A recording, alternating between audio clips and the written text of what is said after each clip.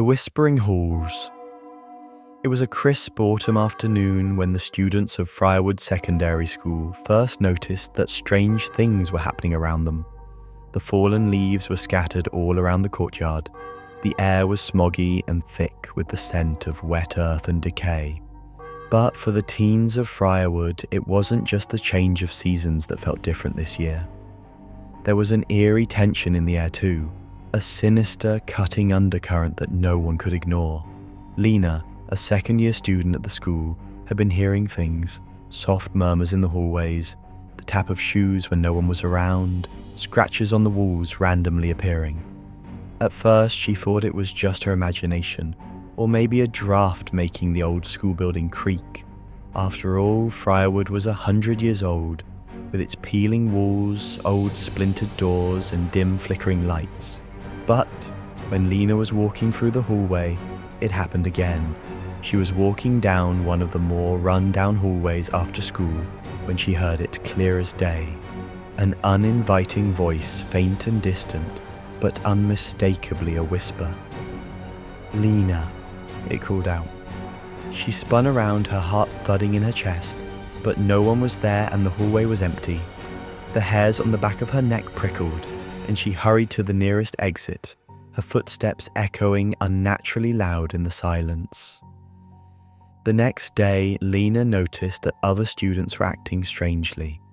Her best friend, Emily, had been in the same hallway that morning, and she heard the whisper too. Emily's face was pale, she barely spoke all day, and she wasn't the only one. Several others had heard it too. Jake from chemistry class, Sarah from history, even Mr. Owens, the grumpy caretaker, who was always quick to dismiss any nonsense. But he'd started muttering about the spirits of Friarwood. By the end of the week, more and more students had reported hearing voices or seeing strange shapes moving quickly in the halls. Some claimed they saw shadows that weren't there, or figures lurking in the corners of classrooms with hollow eyes, only to disappear when looked at directly. Everyone was on edge and becoming more frightened. Some of the teachers tried to keep everyone calm, saying there was nothing to worry about. Lena decided to investigate this further and try to figure out what was going on. She spent her lunch breaks in the school library, searching through old yearbooks and dusty files about the history of Friarwood. What she found chilled her to the bone. Friarwood wasn't always a school. Before it was built, the land had been home to an old mansion, owned by the wealthy and mysterious Gillard family. The mansion had burned down in a strange fire, and there were rumors that the Gillards were involved in dark rituals. The fire killed everyone inside, but the fire department had never figured out the cause or found the bodies. It was as if the flames had erupted from nowhere, consuming the mansion in minutes. Eventually, it was all forgotten about and ignored, as no answers could be found. The school was built soon after, but ever since, strange things had happened. Students reported hearing voices, seeing things in the corners of their eyes, and some even claimed to have seen the ghostly figures of the Gillard family wandering the halls. It wasn't until Lena's discovery that anyone realized that Friarwood's foundation was built directly over the remains of the mansion, and possibly the bodies. One explanation was that the land itself was cursed, steeped in the dark energies of the fire. And now those energies were waking up to haunt the students and staff. That year on Halloween night, Lena and her friends decided to be brave and confront whatever was haunting the school. Armed with just torches and their courage, they snuck into the school after hours when it was late.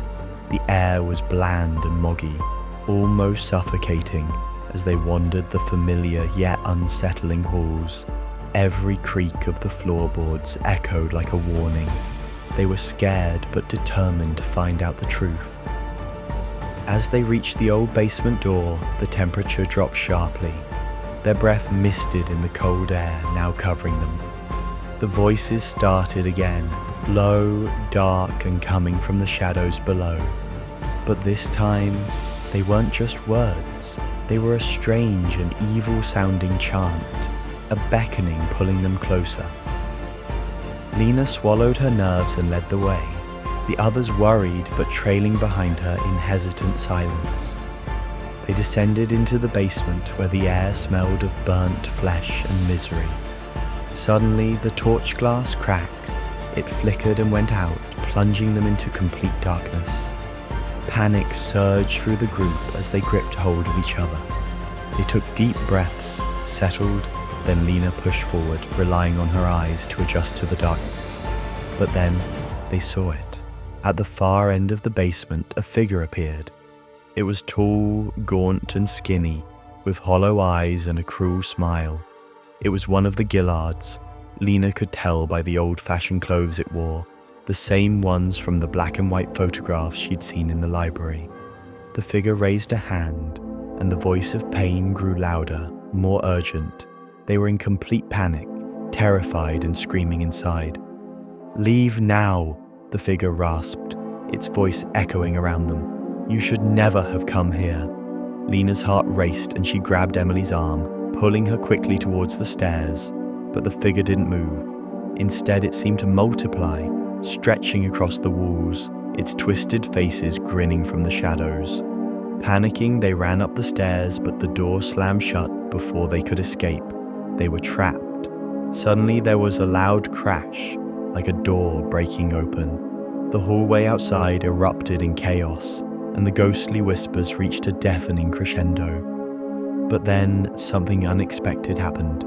The figure in the basement wailed in anguish, and the walls began to shake. A cold wind howled through the corridors, rattling windows and knocking over bookshelves. In that moment, Lena realized the curse of Friarwood wasn't just the spirits.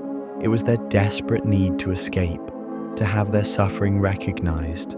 The school wasn't just haunted, it was alive, feeding off the fear of those trapped within it. With one final spine-chilling scream, the spirit of the Gillard family seemed to implode on itself. The basement door swung open and the air grew still. The group ran, not daring to look back. The next day, the students of Friarwood noticed a strange calmness in the school. The voices were gone, the shadows had receded, but something had changed. The school still felt alive, but it was quieter, as if the spirits had finally been given rest. Lena, however, would never forget what they'd seen that night. Friarwood was no longer just a school. It was a place of forgotten tragedy, and the spirits of the past were always waiting, lurking just beyond the walls. And as the years passed, Lena's whispers began again. Her ears bled with the torment, but this time they came from the walls of her own home, calling her each night. It wasn't over, it was just the beginning, and Lena was about to suffer as the ghosts of the past tried to come into the world and use her mind as a gateway until her last breath.